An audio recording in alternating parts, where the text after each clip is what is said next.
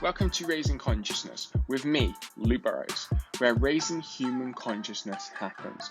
On this show, I'm joined by guests to cover a range of topics and have conversations that will raise human consciousness for current and future generations. Now, let's dive into today's show.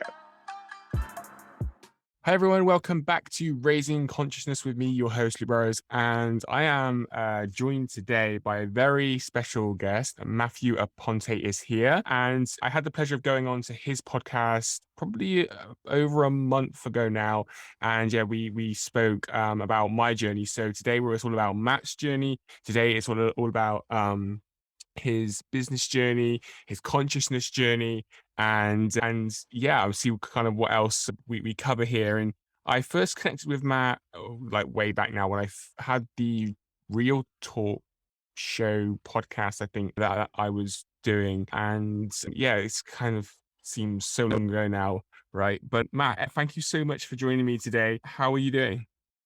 I'm doing great, Luke. I'm doing great. Thank you. Thanks for having me on the show, and happy to be here and have this conversation. So you ultimately are a born entrepreneur, right? I was reading through your bio. You've been an entrepreneur since your teenage years, 16, I believe it was. So I would love to start there with part of our conversation today. But before we do so, yeah, in like 5 minutes or so, like I always start off by asking the guests to introduce themselves. Who are they? So who is Matt Aponte? Yeah. So, gosh, who is Matt Aponte? That's a tough question. I have evolved many times over the years. I'm 43 now, and this journey of life and personal development has just caused me to take on different new identities. And I would describe myself as a passionate, aside from titles and whatever, as a passionate person who is passionate about other people, passionate about life, passionate about knowledge, passionate about learning and growing. And also a very curious person. I try and be humbled as much as possible to be able to allow myself to learn and grow and to just observe, especially now, all the craziness that's happening in the world, and try and take a position where I'm just observing and trying to learn rather than, being a force for change. Because earlier, I would say, maybe 8, 10 years ago, I had this, I was like force for change, and I had this, like I'm going to change the world kind of a thing. And now I'm just more like, well, I'm going to improve me and then just kind of watch how that unfolds in the earth. Yeah, I love that, man. And so some of those kind of like traits you mentioned beforehand, obviously being curious, being one, like looking back, do you feel like you've always had them, or is that like, or have they grown and developed as you've grown and developed, throughout your entrepreneurial and personal growth journey? It's funny, a memory came back because just as you were asking that question, I've always been an inquisitive person. I've always wanted to know how things work. I remember I must have been, gosh, maybe 5 or 6 years old. And I remember my parents buying me a little remote control dune buggy toy that had a wire with a forward and a back button on it. And after playing with it for a little while, I got bored and I wanted to take it apart and see how it worked. And I started pulling it apart, and, like I knew how to use a little Phillips screwdriver. And I remember pulling it apart, and because I wanted to see how it worked. And I remember my mom, I didn't get in trouble, but my mom was like, "What are you doing? You just pulled the whole thing apart." And I was just like, "I don't know. I want to see, how it could work, and there's tons of experiences through my life like that. So I think I've always been a very curious and inquisitive person with or as they say, I forget what the spectrum is called, but I'm more of a why and a how person than a what and a who. And I think that's been pretty consistent through my life. Awesome, man. And so, yeah, like obviously, as I mentioned beforehand, reading through your bio, and obviously we know each other, I would say quite well. Obviously, having connected online many years ago, although we still haven't met up yet, which is definitely something that's I can feel it's gonna happen in the future, right? Obviously, being Yes. across the pond from each other, as they say. Um, so yeah, like entrepreneur since 16 years of age. Like, talk to us about about that ultimately and how you got into like your first business. Like, was that encouraged by your parents? Yeah, talk to us about that because a lot of young people might have entrepreneurial tendencies, but it's like go to uni, go to college, finish school, and so would really love to kind of start there. Yeah. It actually started prior 16. It started in the second grade. My dad has always been an entrepreneur. And at one point he owned the office supply store, a little small office supply store. And I don't remember if he gave them to me or if I stole them from his office, but there was a little desk, a little box of click pens, click pencils. And I remember going to school in second grade and selling them to my friends for, I think it was like 25 cents or something. And I remember being like, wow, this is. I remember I had a little circle orange Tupperware with the hole cut in it where I would stash my money, and then I got caught by one of the school patrols, and I was forced to give all the money back because no one but the school supply store could sell on school property. So I got shut down real quick, my operation. But that was obviously ingrained in me. I saw an opportunity, whether I saw someone else doing it or I saw my brothers doing it or my dad gave me the idea, I don't remember. But I saw an opportunity and I went and I was just like, hey, here, these cool little click pens and let's make some money. So it's always been that way. But at 16, I wanted to start my own business. I kind of, you could say I dropped out of school early. I was homeschooled from the age of 14 to 16. And then at 16, I got my, or no, actually at 18, I got my GED. But at 16, a friend of mine in a neighboring town, because I grew up in a small town, had a window cleaning business. And I remember helping him sometimes during the summer. And he was like, hey, you should do this yourself in your own business. And I was like, or in your own town. I was like, yeah, that'd be cool. How do I do it? So I remember him and his dad teaching me and kind of telling me what to do and all this other stuff. And then my grandmother giving me once a year, my grandmother would always give us boys, some money. And so I remember asking if I could have that money in advance to put into my business. So I kind of make the joke. My grandmother was my first seed investor. She sent me a check for $350. And I took that business and I grew it to a route in three towns. So if you're in Florida, Chiefland, Florida, Trenton, Florida, and Gainesville, Florida. And I had a pretty sizable window cleaning route. And I was making at the age of barely 18, I was making north of $3,000 a month just cleaning windows. And nowadays that's probably closer to $5,000 a month, maybe, or more. So I was doing really good. And that's kind of how everything started. I had the bug then, as you say, and just had the eye for seeing opportunities. And I've always, at the same time, in addition to that, I've always had the rebellion of, or the dislike for working for other people. So, though, those two things kind of lined up, and I really never liked working for anybody else. I preferred to work for myself. So that's kind of how it all started. So I was reading a book the other day that I've recently finished actually, and in there it was talking about how entrepreneurs ultimately are world changers, basically. How they move the world and humanity forward, and it Yeah. gave the distinction between like an entrepreneur and let's just say like a business owner and the difference between the two. And I would love to kind of get obviously because you being in this scene for since the age of 16, like, what's your definition of an entrepreneur? Yeah, that's a really good question. So I'll draw a contrast for you. An entrepreneur not only finds or sees opportunities everywhere where they can make money, but they also find opportunities where they don't have to do the work themselves. So, there's an entrepreneur is not someone who's trying to build a job for themselves. An entrepreneur is someone who's trying to pursue opportunities that provide the freedom for him to or her to to live the life that they want. A business owner is someone who, starts a little, pastry shop at the corner of the street, but never hires anybody to run it for him because he has this control thing and he or she always wants to be there and make sure everything is fine. And so they don't give up certain things because of fears, and they end up creating another job for them. They end up working 60, 70, 80 hours a week or 7 days a week, and they're a business owner, and there's great and wonderful things about that. But the difference is that instead of them, I'll just use air quotes, quote unquote, slaving for another company, they're slaving for the business that they created. And yes, sure, I've been in that situation myself as well many times. So, and that's why I can speak from experience. There are still benefits to being a business owner and slaving for your own business than slaving for someone else, right? You still, even though, you're up all hours at the night, you get up early in the morning, sometimes you have to work on the weekends because you have to do it. Maybe, you did hire someone part-time and they showed up sick or whatever.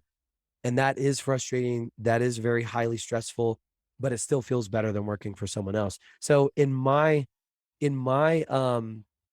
definition, a business owner is someone who's looking to get away from the corporate America space so that way they can start a business, do their own business, but maybe perhaps they do not have that forward 3 year, 5 year, 10 year insight of saying, okay, so I'm going to do this, I'm going to grow this, and I'm going to sell it, or I'm going to have a partner come in and buy it from me, and they're going to run it, and then I'm going to go do something else, and I'm going to have that as a passive income. Whereas an entrepreneur is like, that's a great opportunity. I could, build that business for 3 years and then sell it. Or, I could do that and turn it into a completely passive income. And then I'm going to spur something else off of that. So, really, the difference between the two is all about, I think, the understanding and the mindset. Interesting. And do you feel like anyone can become an entrepreneur? Not only have I been asked that question a lot, but I have watched a lot of other very successful entrepreneurs be asked that question. And what's funny is that some have said no. I forgot what show it was. I've literally seen some people be like, no, not everybody can be an entrepreneur because it takes certain things. And then seen some people say, yeah, anybody can be an entrepreneur. So my take on that is that if the difference between an entrepreneur and a business owner is the mindset and the way that you look at things, well, then being an NLP practitioner and a clinical hypnotherapist, then I have to believe that yes, you can. Anybody can become an entrepreneur. Not only do I have to say yes, but I believe yes that anybody can. And I am actually currently working on, because I have some programs and products that help people reprogram their subconscious mind and change their behaviors. And I've actually been working on one that's designed for people that want to create the entrepreneur mindset. So, yeah, I believe that anybody can. Is it easy? No, it's not. Is it a complete departure from how we've been raised and how we've been programmed? Absolutely 100%. Because what you've said earlier is that, entrepreneurs are the ones that change the world. And so let's kind of take a dip into that water a little bit. If the entrepreneurs are the ones that change the world, then we have to look back and be like, who are the ones that have changed the world thus far? Who are the ones that have been changing the world since the beginning? And do they really want a whole lot of other competition of world changers? And I think we know the answer to that. And so therefore, the Rockefellers and the all of the big titans of industry, right? That really kind of changed this world. They also were involved in, the school system and the university and education system and all of these things. And, entrepreneurialism is not something that, or business ownership is not something that's been taught in schools only I would say within the last 5, 6 years, maybe. So maybe 10 years, right? In some small little pockets. With that in mind, do you feel so? Do you feel like entrepreneurship, therefore, or becoming an entrepreneur is totally like a mindset game? And I ask that because a lot of kind of content that I've come across, but also some like realizations that I've had is around like entrepreneurship has basically become cool, right? Like everyone now wants to be Yeah. an entrepreneur and build the next Apple, right? And so, like, what kind of goes around in my mind is we're all possessed with skills and gifts and and talents and stuff, and like the difference between like focusing on what our skills and gifts are, and rather than chasing like this big ideology of what entrepreneurship is and like becoming an entrepreneur because it's now cool. And so like yeah, it's just kind of like that contrast of like helping people to actually do I actually want to become an entrepreneur because it's a way that I can bring my gifts and talents and strengths into the world to serve and to help people, or do I want to become it because oh look I want to build the next Apple and because now it's cool and kind of all that sort of stuff, if that makes sense. Just like the like maybe like the difference between the two, or yeah. I know what you're trying to say or ask. There's you made a very good point that entrepreneurialism is like the cool thing to do now. But when you think about the difference between are you an entrepreneur? Are you taking the money that you're making and investing it so that way that can be turned into an asset? Or are you just happy that you're not working for a company, right? And you're maybe doing an Amazon, drop shipping type business, and you're like, yeah, I'm an entrepreneur and making $5,000 a month, $100,000 a year, $1 million a year, right? But what are you doing more than that? How are you taking that to the next level? How are you going to turn that into an asset, right? How are you going to build a legacy? And then back to your first question, is it really a mindset, or so behaviors, right? So there's certain behaviors that are needed to be an entrepreneur. And the first one is, some people can develop it. I used to think that that everybody could develop it. I've had recent experiences in my life where I don't know if that really is the case, but developing an unshakable, unstoppable, unbreakable willpower is the first thing that you would have to, in my opinion, create. So why? Because you're going to be met with countless opportunities to give up. You're going to be met with people in your life that do not support you, spouses that do not support you, business opportunities that you thought were the next Apple that fell apart and blew up in your face, clients that no longer want to pay you, or having a hard time selling your widget, right? Whatever it is. And it doesn't matter what industry that you're in, there is no copy, paste, plug and play, run by itself business that exists. There just isn't. And if there even was, you would still have to fight against yourself. You would still have to fight against your own streaks of laziness, your own, like, I don't feel good right now, but I still got to work because no one's going to do it for me. You can't call in sick. You don't have probably, health insurance. You don't have paid leave. It's like all of these things that you don't have. So in order to push through those and still do the work that needs to be done when it needs to be done, and the reason why I say when it needs to be done is because I strongly believe that, and am an advocate for rest time, honoring the balance in your life. So I do not promote, I have to say this, I do not promote hustling 24/7, 365. I've been there, I've done it. I was met with extreme burnout for years. And, so I don't promote that. So with that said, though, you may have rested and then you get back to work, on a Monday, and, shit blows up, and you have to have that willpower, that determination, that stick to itiveness that is going to force you to just get out there and do the work when you don't want to. Depression, entrepreneurs, I would have to say that entrepreneurs probably suffer the least from extreme depression. The reason being, the reason why I would say that is because extreme depression is debilitating to the point to where you don't want to do anything. Like I want, pull the covers over my head, you don't get out of bed and brush your teeth. Entrepreneurs can't do that. You don't have that choice, that opportunity to do that. So there's certain things that you just have to be able to push through. So that's the first one. that I would say. So that actually brings me on to one thing that I wanted to ask you, Matt, because when we first connected, you were, I believe, you forgive me if I'm wrong, you were doing marketing but photography. Was that correct? I think that's what I remember. And you had the I was doing as far as and you had as the far as Instagram course as well. yes, yes, yes, yes. As far as my business went, I've done for the since 2009. I've had little offshoots and side businesses, but my main company that I've grown started. It was digital marketing, so it started as Mm, photography, went into video production.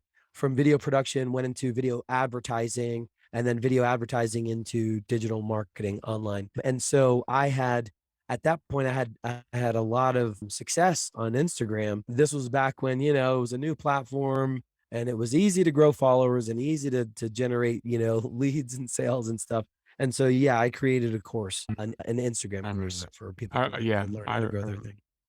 I remember that now. And the reason I like bring that up is because obviously now your main focus is NLP. You've got more into, like I have, right, the space of consciousness and helping people to unlock their potential. Obviously you have your podcast as well, all about helping people to become limitless. And so like there's this shift in what you've been doing. And like talk us through that. Talk us through, well, a couple of kind of points I wanted to touch on that. One thing is I feel like a lot of people, they start a business and they feel like they have to then do that business like forever, right? Yeah. And they can't like evolve, so and like do and pursue other passions and interests. And then secondly, like for you personally, why you feel like you chose to shift from the Instagram and marketing to NLP, to consciousness, to coaching, to helping people to expand and raise their own consciousness. Yeah. So to date, I have officially owned or legally owned 13 businesses. That's not including some, side things that I've done and tried and that never worked out. And so I never officially registered them. I've tried a lot of things. And earlier on, I would say until 2000, maybe 2012, 13, around there, I was really just starting businesses to make money. That was my driver, right? Success, building, assets, passive income, right? My dad always told me, he's like, the best kind of business to ever start is a passive income business. And so I had ideas on how to do that, things that I would try, or I'd have easy opportunities come by and I'm like, man, I can make some money doing that, and I would start it and I would do it. And so but then I once I started kind of getting, as you say, like, older, hopefully wiser, I started to see that there was just kind of more. There was more in life than just making a buck, right? Than just making money and being successful. And I wanted to start making an impact and helping other people. And so I tried to do that with an offshoot. I don't know. I think we were friends then. I had the Maniac Mentor podcast. I had started some courses, I remember, yeah, through the yeah. Maniac Mentor. Yeah, yeah, to help people kind of, encourage them and motivate them to start their own businesses and whatnot. So it kind of started with there, and then I realized that, I got to the point to where I started teaching things that I wasn't necessarily implementing in my own life, and that didn't vibe with me. And so I decided to kind of stop doing that. And then I hit like a growth brick wall in 2018.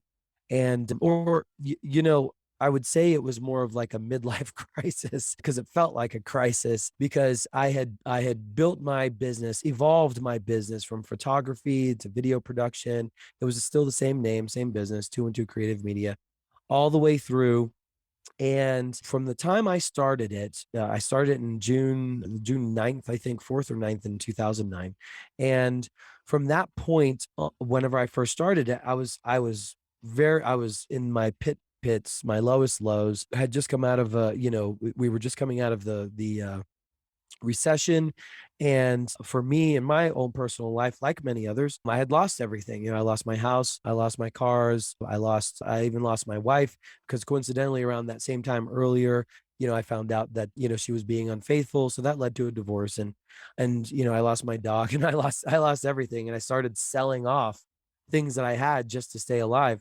And so, at that point, I also seriously injured my back. So not only was I not able to, or I had lost everything, but I wasn't able to make money really because I couldn't, it was hard for me to get out of bed and do things. So well, I remember one day where I was finally able to rehabilitating and walking and whatnot. I was sitting there on the side of the bed and I was just like, what the hell am I doing with my life? Like this is horrible. This sucks. Once or twice I after going out and partying and being drunk and doing drugs, I did find myself in a really deep despair.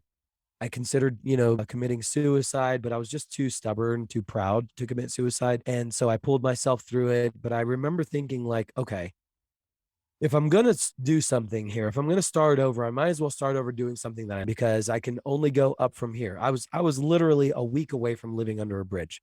I mean, like there's really no other way to say. I was either under a bridge or on a friend's couch. Luckily, I ended up on a friend's couch. And so I was just like, I need to do something. I need to work for myself because at that point I was doing 100% commission sales job. I was literally working 60, 63 hours a week. And maybe sometimes I would make 200, 250 bucks. And, and it was commission because so maybe sometimes I would make more. But on average, because of the times we were in, people weren't buying and it was just really tough. And I said, man, I've been a photographer since 14, 15. I've loved photography. I've loved it up until this point. I think I was 20 or 28, 29. And no, actually, I was 27. And I was like, I loved it up to this point. So if I started doing it now for a job, I know I'm going to love it for long enough to get me through this. And so, I went through I had to borrow some money. Someone I met or a friend who ended up liking me enough to loan me some money. And I borrowed some money and bought myself a camera and started that. And so, whenever I started that, I realized that it was important for me to start something I was passionate about, something that I loved doing because up to that point, I'd done so many things that I was just chasing the money. And so that got me out of that hole. I was able to build that up. But whenever I would hit this wall, whenever I started going, I said, I'm going to set a goal at 10 years that this company is going to be a multi-million dollar company, or at least a 7-figure a year company. And so that was my goal.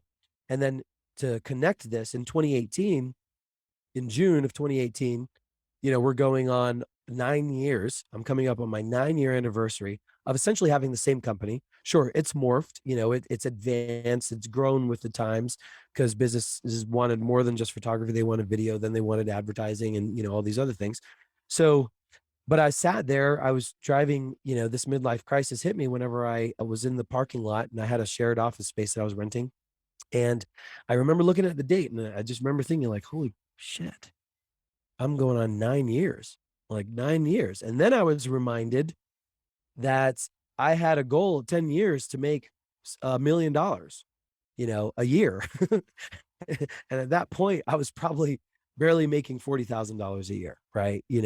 And with the lifestyle that we had living here in Colorado, that was barely making it. And so, I was just like, I just broke down. I hit rock bottom. I hit a mental breakdown, and so at that point, I realized, to kind of keep a long story short, I realized that after blaming everybody, I realized the problem was me. I realized that I was the one that was keeping the business from growing and making more money and doing things. And, I had always believed in mindset, manifestation, we are our thoughts create things, but I'd never really practiced it. I did to a certain point by default, but not like every single day intentionally.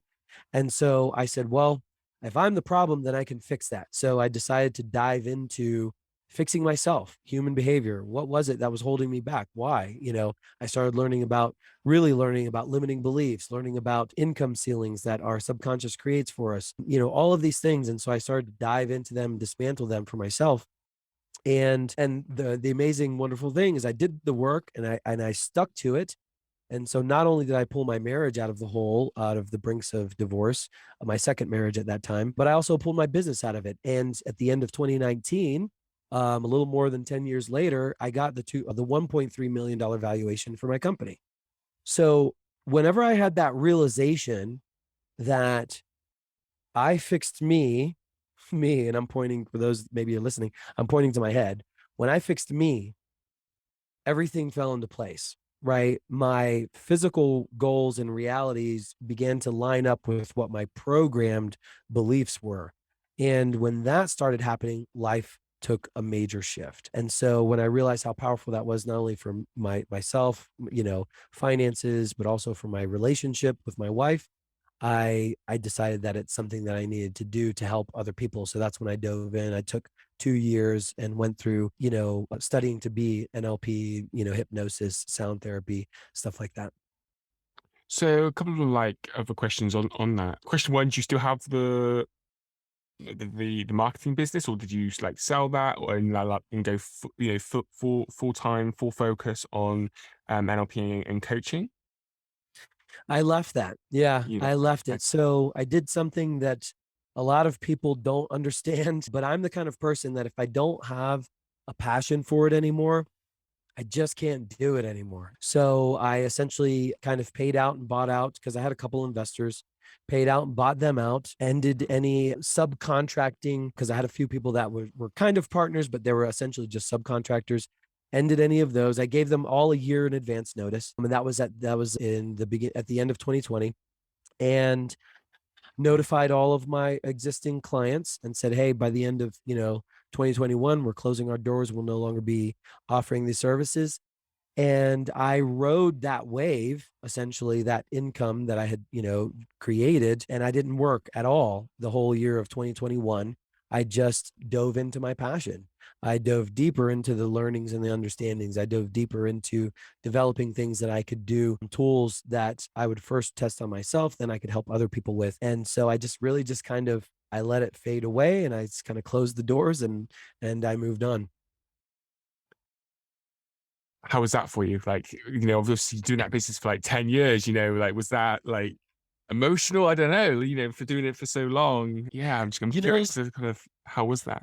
hindsight's 2020, right? And sometimes I have accused myself of making emotional decisions without really thinking through them. I probably would have kept on a few more clients on retainer for maybe another year or two, because not only did I end that, but we bought 24 acres here in the mountains and we moved from being in the suburbs out here into the mountains. Luckily, we don't have a lot of debts, but having to start from zero, right? I haven't had to start from zero in a long time. And, come 2022, I had a year, I knew what I was getting into, but I've been having to start from zero. And it's not easy to start from zero, especially in a completely different industry, right?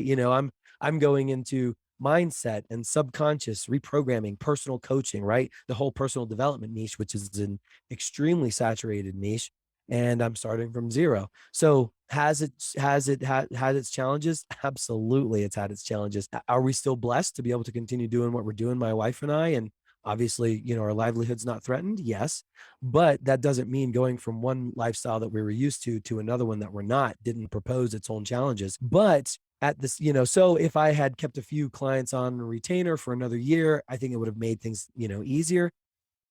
Aside from that, though, I do not regret it because I love what I'm doing and there's a lot of purpose and drive and behind my mission in what I'm doing. So yeah.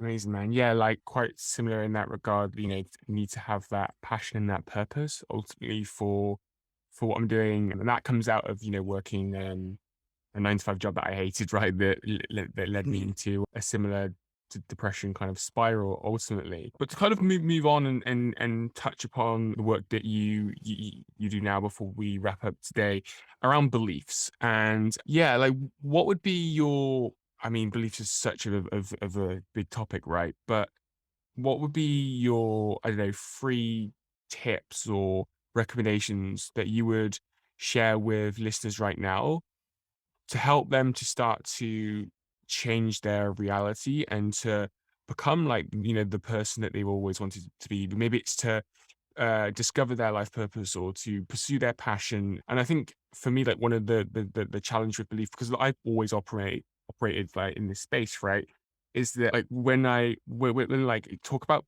beliefs to people, I think sometimes, and I'd love to get your thoughts on this, people find it challenging to grasp because they can't, like, you can't see beliefs, right? It's like beliefs, like, and I remember back when, like, I thought myself, when I first came across beliefs from like a book, I thought to myself, what, like beliefs like believing in Father Christmas, like that's what beliefs meant to me, not like deep beliefs around like money is the root of all evil, or, money doesn't grow on trees, or like all these just subconscious beliefs that we hold that that dictate our lives. And so, like, even for myself, like opening up to this is just like a minefield. So yeah, anyway, I'm kind of rambling, but yeah, do you ever have like free tips or something that to help people to start to grasp beliefs, and so that they can, yes, shift their current reality ultimately? Yeah, I do want to take a moment and compliment you. I've been on a lot of podcasts, and you've done a really good job of asking great questions and guiding, the interview in a really good way. That's an awesome question. Beliefs, that's a very slippery slope topic. And here's why. Because just as you said, wait, what do you mean beliefs? I don't know what my beliefs are. And the thing is that most people don't know what their beliefs are. And if you ask them, they'll tell you what they are, but in reality, they do not know what they are. So what do I mean? I'll use myself as an example. So whenever I had my, mental breakdown in June of 2018, one of the biggest things was like, I don't get it. Why was I not able to make seven figures a year? Why? Like, I believe in having a lot of money. I believe in being successful. I believe in wanting to grow my business. Why the hell else would I have, had to, change the business multiple times over these 9 years, 8 years, and do all of these things? I believe in the power of money. I believe in all of these things because, I remember looking, and one of the things was like, oh, you probably have a scarcity mindset, or you have a limiting belief with regards to money. And I'm like, no, I don't. Like, no, I don't. I don't have those kind of beliefs. I want a lot of money. I want the sports car. I want the big house. Those are the things I believe that I can do. I believe that I can have, and that I am working hard to achieve. What I didn't know is that there's a difference between conscious beliefs and subconscious beliefs. And if you don't know what your subconscious beliefs are, then you're living a life on autopilot, not knowing where the final destination is. So if your subconscious beliefs were like mine, so I was raised in an extremely suppressive religious environment, and many people call it a cult, but that's neither here nor there. Just to show the example of what my beliefs were, it was pounded into our head: money is the root of all evil. And I was born into this.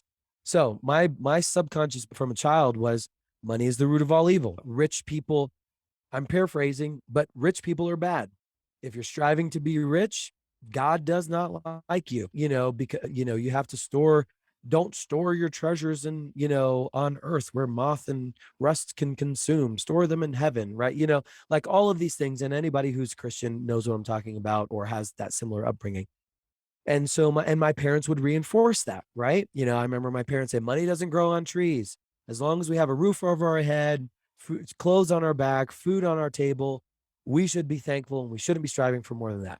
So from the time I was born in the womb, and studies show that beliefs happen when you are in the womb, right? Sound waves, things that your mother says out loud, that goes into our subconscious has started forming at that point. All the way to the time we're 13, okay? And then reinforced to the time we're 28.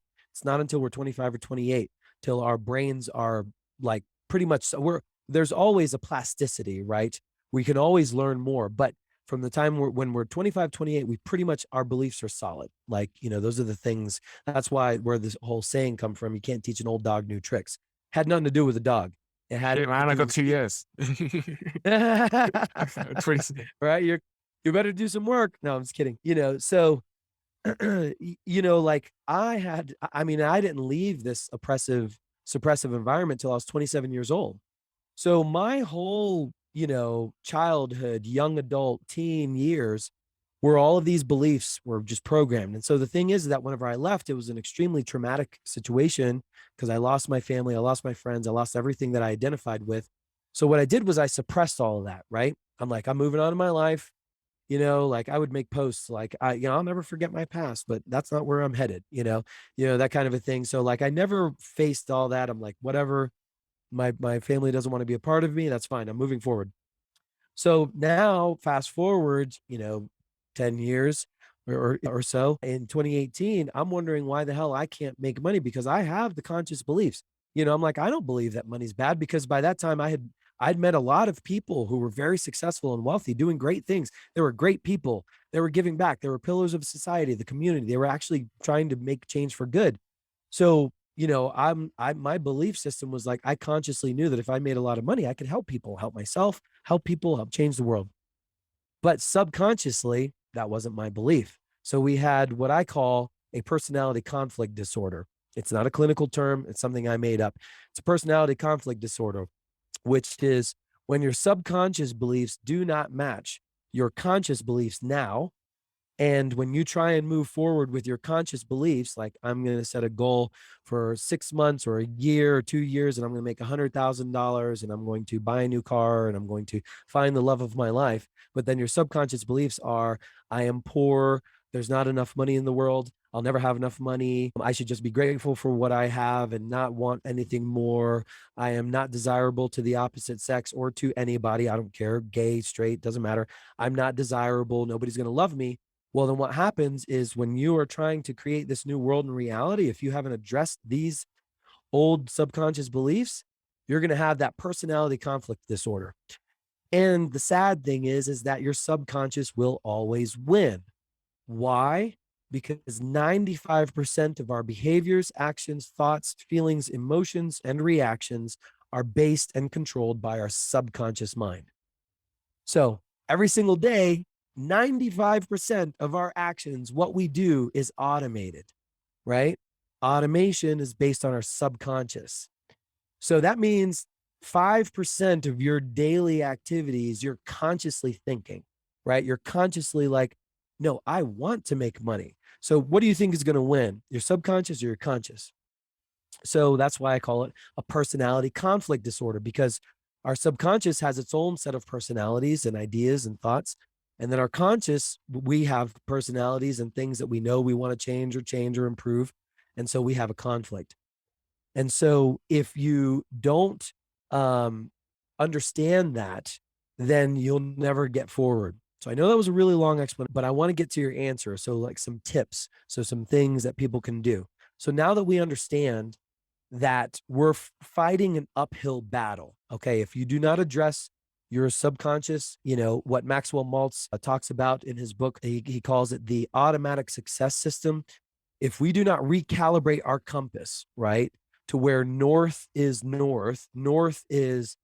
success, abundance, I am worthy, I am successful, I am a beautiful person inside and out, and I am receiving of love and a great relationship and all this. If we don't calibrate, if maybe we were abused as a child, traumatic, physically or emotionally or even spiritually, energetically, if we don't take the time to recalibrate that north to the north that we consciously want to go to, we're just going to end up going in circles. So how do you do that? So I'm going to share a very simple thing that anybody can do. And I've actually never shared this publicly. I've only ever taught this with my clients privately. But I've been thinking recently in the past week that I'm going to start sharing this publicly. If you want to travel from coast to coast, wherever you're going, if you're in, over across the pond, if you want to travel from North, UK to South UK, wherever that is, or if you're in the United States, you want to travel from New York to California, you have to know where you're at first, right? If you go into your Google Maps and you're like, oh, I want to go there, you have to put in your location, or you have to let the phone know where your location is. It's the same thing with our life. We cannot move forward until we know where we're at. And I don't mean physically, I mean with our belief system. So until you identify what your true beliefs are, you cannot move forward. You will constantly be met with blocks and frustration. And you will end up like I was one day, in a car crying in a parking lot, wondering why my life was so shitty. And I've been working so hard for almost 10 years. So, what you do is you have to find out what your beliefs are. Now, what I call this is called decoding your system or debugging your system. Okay. I liken our subconscious mind to a computer software. Okay. If you open up your computer and you have a software that's supposed to do something, but then all of a sudden it's not doing it. If you're a software designer, what you're going to do is you're going to run a debugging program. Okay. It's going to go through and it's going to find out where that bug is. It's going to find out where that glitch in the code is. So that way you can go and replace that with a new program, with a new command that makes it do what it's supposed to do. So that's what we need to do with our subconscious. So what you do, it's very simple. You want to get yourself in like a meditative state or at least a relaxed state. Okay. You can do this with some breathing. It only takes a minute or two. Just find a quiet space, do some deep breathing in, deep breathing out. You can use isosynclabs.com. In our app, I have lots of tones that help get your mind using brainwave entrainment to get you into an alpha state. Literally takes just minutes. Plug in your headphones, you can listen to it, or you can do breathing. Breathing is very powerful. If you meditate regularly, you already know how to do that. So go ahead and get yourself in just a calm meditative state. And you have to have a pen and a paper, and you have to write down this question. Okay. So those who are listening, get yourself a pen and paper or write in your text or whatever it is. This is the question. And it has to be written exactly like this. What are the thoughts that come to mind about myself when it comes to blank? So, what are the thoughts that come to mind about myself when it comes to blank? And I'll say that one more time. What are the thoughts that come to mind about myself when it comes to blank? So you have your question. So that's essentially like your software that you're going to plug into the computer to do your debugging script. Now, the blank is the core pillars of our life, right? So when it comes to my health, when it comes to my wealth, when it comes to success, when it comes to my ideas about money, when it comes to my thoughts about my worthiness, am I worthy? When it comes to my confidence, right? So there's a lot of things that you can put in there, but they usually pertain to your health, wealth, love, relationships, and success, right? Those, 4 or 5 pillars of your life. Now, here's the tricky part, okay? And this is why it's important that you're in an alpha state. Because if you're in a high beta state, you're going to miss the boat when your subconscious is answering you, and you're going to combat that. So when you're in an alpha state, what's going to happen, or you're in a relaxed state, you're going to be like, okay, what are the thoughts that I have about myself when it comes to money? Okay. Now, the important thing is that the very first thought, vision, feeling, or emotion that comes to your mind, you have to catch that and write it down. Okay. Now, I've done this exercise many, many times with my clients, and they are always 100% flabbergasted at what they're writing down. Okay.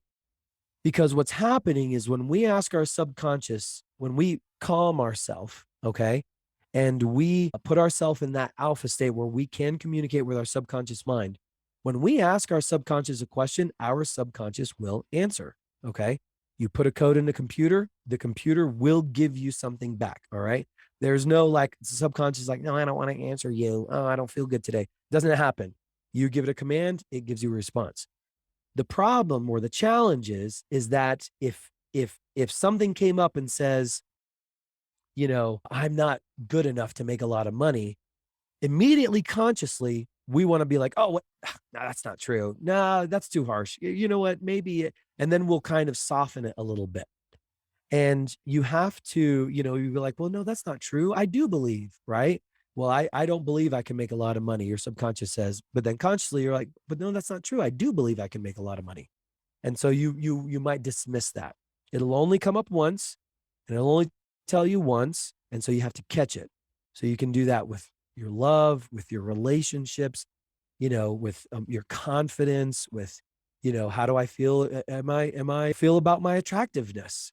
Feel about my ability to make shit happen, right? So what you do is you can either tackle one area of your life.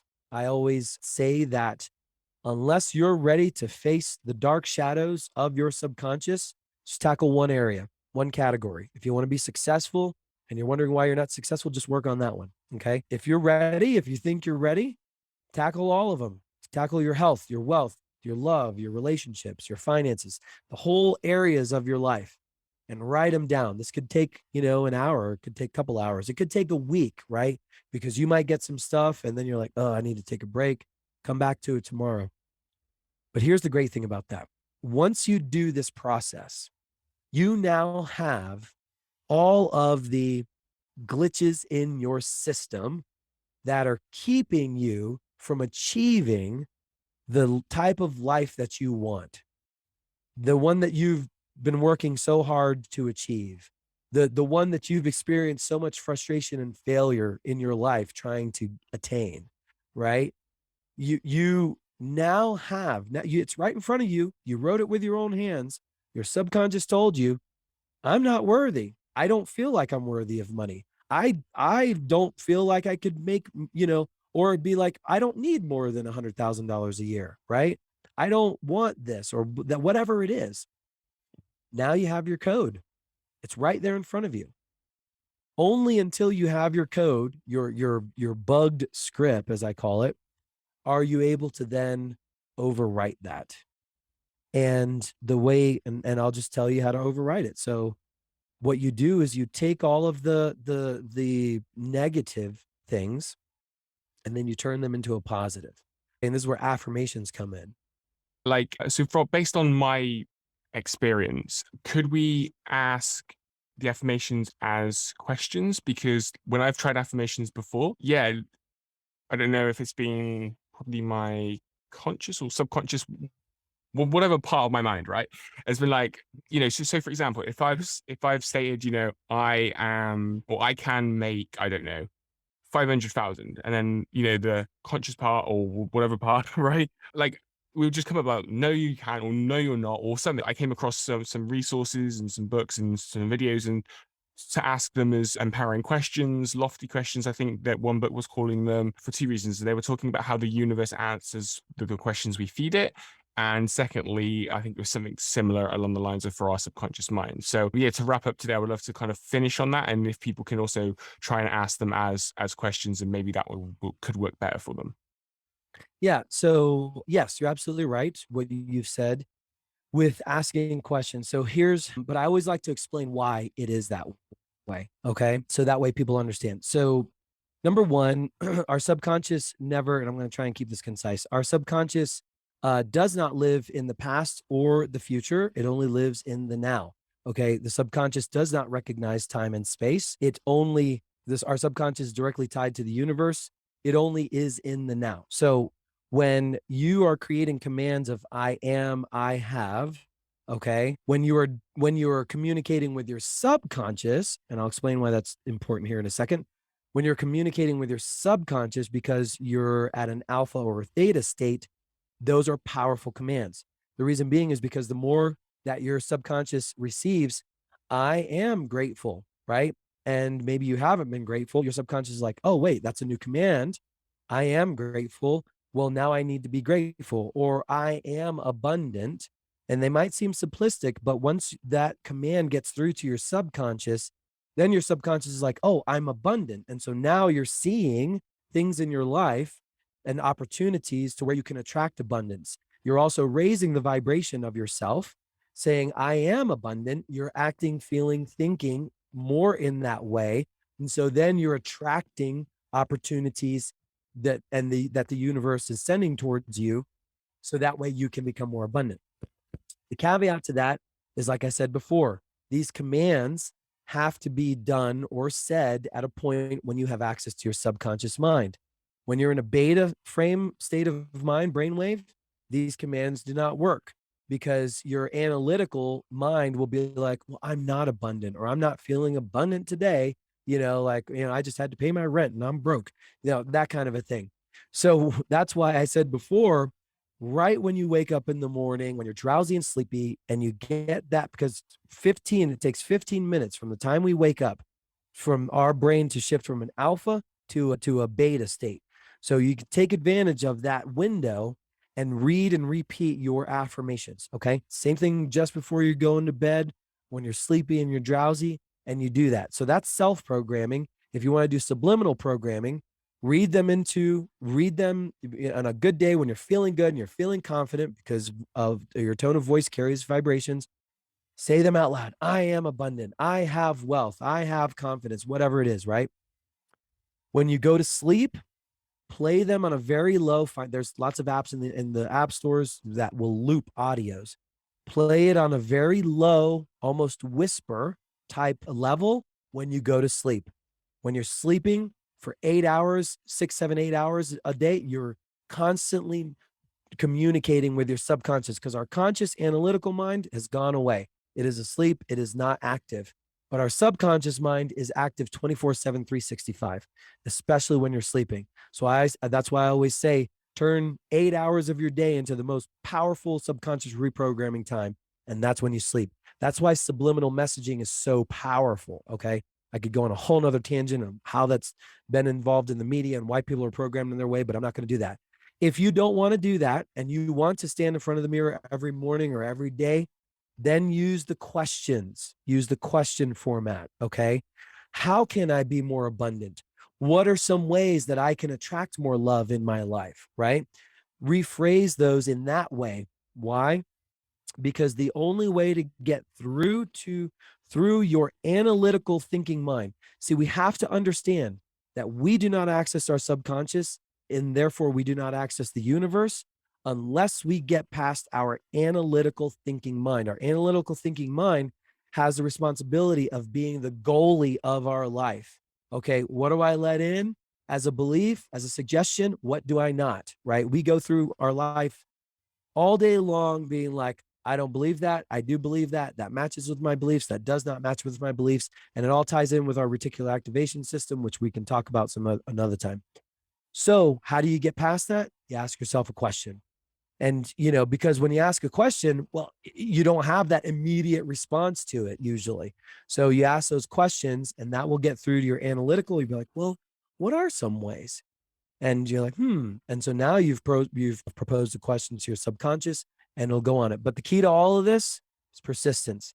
It takes 21 days to start growing new neural pathways. It takes 66 days to fully grow a new neural pathway in our mind and completely starve out an old one. Matt, thank you so much for that. I wanted to share that because, yeah, when I tried it way back, I think maybe back in 2018, 2019, something like that, I was in front of the mirror, I was working with a coach at the time saying all these affirmations. And then like one day I was like, but I don't believe that, type of thing. And it was just like, like, is there another way? And then then that's how I've come across questions. They've definitely helped and being more beneficial. So I'm, and I've had conversations with people as well that have also had that experience with affirmations. So questions also work, which is Yeah. amazing. Yeah, and I've also found in my research that over 99% of all the affirmations you find online are phrased incorrectly. They're not Mm. phrased in a neurolinguistic programming manner. And so that's why I said, and I could have gone into it deeper, but when you create them, I have, I am, I have, and I see. That's the other one. I see, I am, I have. Right. So not I can or I will, because I can and I will is a future thing. Right. And again, going back to the subconscious does not recognize future or past. It only recognizes now. So just a little tidbit there for your listeners. Interesting. No, just even in that, like I remember some of the old affirmations that used to be by my mirror, and I was like, actually, if I had put "I see" or instead of like how that could have been more powerful. So even for me, like listening to this, yeah, I can see like how just by like changing like a few words can really be so much more impactful. So that's amazing. And I'll link all this down below. I'll link to your website. Is that the best place for people to find you, or Instagram? Where is the best place? Yeah, yeah, and I'd also like to, if make a shameless plug or a promotion if Of I'm able. course. I'm just now releasing what's called MVP VR. So it's Mindset Video Power Virtual Reality. I've been working on it for a year. We just recently came out of a beta testing program, and 100% of the people that used and used this program had success with it and benefits. So what it is it's called Mindset Video Power, where you become the MVP of your own life. You can go to mattaponte.com and you can click under, and actually I'll send you a direct link that you can hyperlink there. But if you go to mattaponte.com and you go to the products and services, you'll see MVP VR there. And what it is, and we're actually just going to be launching, I'm going to be launching it here this Friday. It's going to be going live. You can go and set up for a waiting list now, and you'll be automatically notified when it goes live. But it's very, very inexpensive, very affordable, but it combines the power of virtual reality, the immersiveness of virtual reality, with a patented and proprietary process for accessing the subconscious mind. I did not develop the patented process. I went through certification so that way I can incorporate it in my programs, but it is a patented and proprietary process that uses visualization. It uses sound therapy. It uses brainwave entrainment tones. It combines all of the most powerful things that you would want to reprogram your subconscious mind. And the great thing about it is that you only use it for 8 minutes in the morning and 8 minutes in the evening. And that's it, 16 minutes a day. So you just wake up in the morning, you put on your headset, and it's you use it with your phone. It's a little app that you'll use on your phone, and you get one of those little headsets where you can slide in your phone. They're like $19, and I show you where you can get one on Amazon for $19. And you just put it on, and you do it 8 minutes in the morning. It takes you through the program. Do it eight, and there's a morning and evening session, and it's extremely powerful. And to date, I haven't gone through anything or put myself through anything that is as powerful as that right now. And I'm only in the 2.0 version of it. I'm going to be growing on it, the more support and feedback I get. And Amazing, man. yes, So that's on my website. So mattaponte.com. And then also, if you want to connect with me, I'm on Instagram and TikTok. Those are really the only two social, places that I'm active. And you can find me there at themattaponte.com. I love communicating with people. So you can shoot me a message, a DM. And yeah, that's about it. thank you so much for today. There's been a lot of yeah, a lot of value there, and I've taken some notes. I'm going to put the question for people to ask for the beliefs in the description as well. I'll link everything down below as well. And yeah, looking forward to this virtual reality thing that you got coming out, man. It sounds really awesome. But thank you for joining me today. Absolutely. Thanks for having me on the show. It's been a pleasure. No worries. Well, guys, I will be back next week. Again, as I mentioned, all the links are in the show notes. And yeah, take care. I will look forward to seeing you all and talking to you all next week. And for more after today's show, be sure to head on over to raisingconsciousness.show to get all of the show notes, transcriptions, videos for each episode, and a hell of a lot more.